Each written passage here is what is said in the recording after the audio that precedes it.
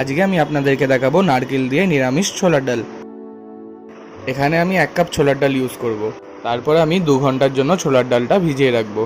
ভেজানোর পর একটু কুকারের মধ্যে সিটি দিয়ে দেবো।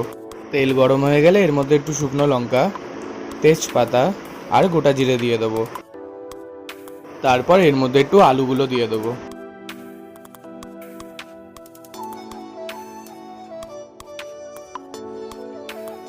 এরপর এর মধ্যে একটু স্বাদ মতন লবণ দিয়ে ভাজা ভাজা করে নেব।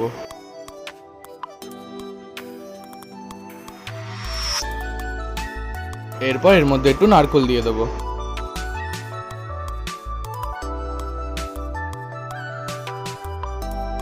দিয়ে দেবো এবার এর মধ্যে টমেটো এবং আদা পেস্ট। এবার ভালোভাবে কষিয়ে নেব।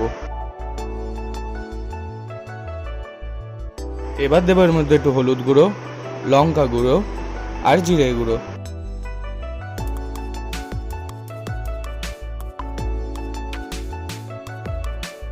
আর লাস্টে দেবো একটু গুঁড়ো গরম মশলা।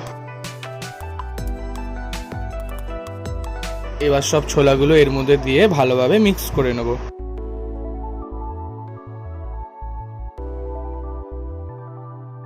আর লাস্টে এর মধ্যে 1 কাপ জল দিয়ে দেবো।